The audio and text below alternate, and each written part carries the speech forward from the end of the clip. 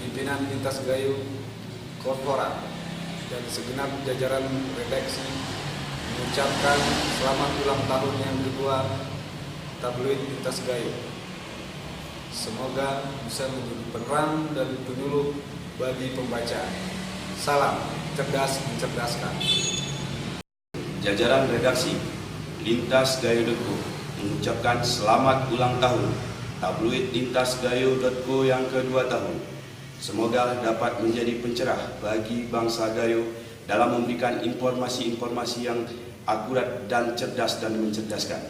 Tak lupa kami mengucapkan terima kasih kepada penulis di dataran suci Tanah Gayo yang telah mengirimkan tulisannya kepada kami, sehingga lintasgayo.co semakin dikenal di kalangan masyarakat Gayo dan masyarakat luas secara keseluruhan.